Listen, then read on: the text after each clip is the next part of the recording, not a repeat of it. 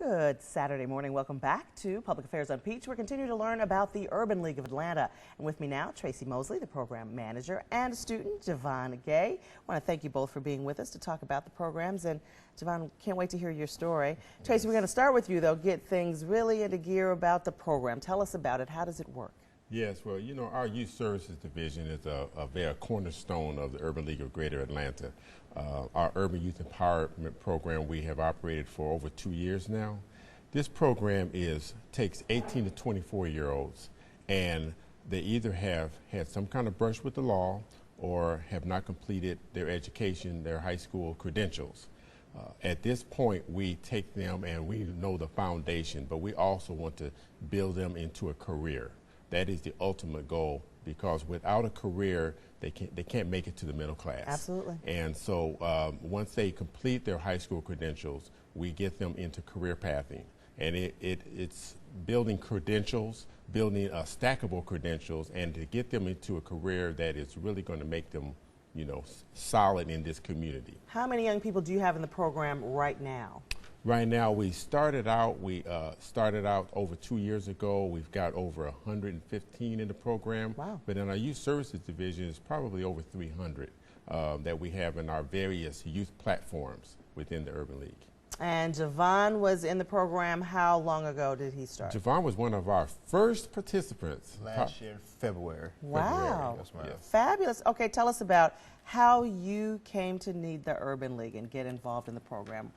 Was high school, did you love high school? Did you hate high school? What was the I hated high school, not because I didn't like education or because I couldn't do the work. I just opposed authority. That was my biggest problem. I came in contact with the Urban League through trouble I had got in because I was driving on suspended license. Came in through contact with them.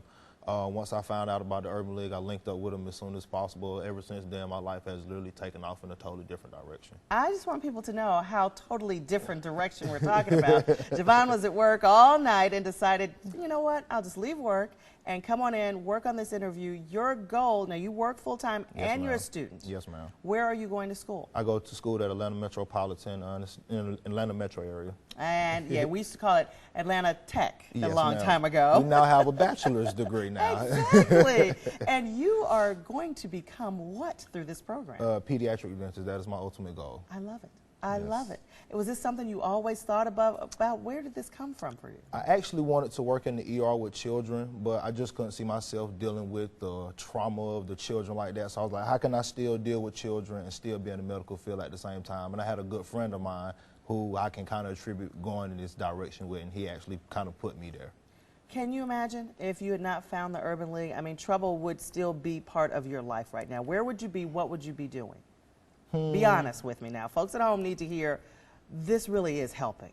Probably be Rice Street somewhere eating bologna sandwiches with somebody, with a group of men. Yeah, very unhappy. I wouldn't be here smiling today, being able to do the things that I'm able to do today. You wouldn't have honestly. on your French cuffs and your bow tie. No, I wouldn't have a nice haircut. Your and Burberry all that. cologne. Yes, ma'am. Yes, ma'am. Got to do it big. Well, this is one of the success stories. He's a prime example of where he came from, but then where he's going. But it's not over with yet. This is just a transition for him. He's still going into much higher heights. We're so proud of Javon and the rest of the youth that we work with. It takes a lot of work. And Tracy, the key is you're not leaving him alone. You are there for him through this journey. Yes, we have a tremendous staff of advocate counselors, which, you know, typically you call them case managers. We call them advocate counselors. We have business developers that build relationships with employers so that we can get our students plugged in to employment. But that is just, like I said, it's just a temporary stop because we know that people like Javon can go much higher. We're helping him stay in school, helping him with whatever supportive services he needs in order for him to be successful. Javon, you did the GED program, right? Yes, ma'am. How was that for you? The GED program, it was kind of hard transitioning to it because the program had just changed from the GED program to the actual, I think, the old high school graduation test. The format had changed, so it got a little bit harder. Oh, yeah. And the percentile rate for passing get dropped, and I was in the percentile that actually passed. And it was just, I was just the First year. First year. All right. It took me about 3.5, 4 months to do it, but I completed it with no time. And I was just determined to do something that I'd never done before. and it just opened up doors for me. It was just a stepping stone.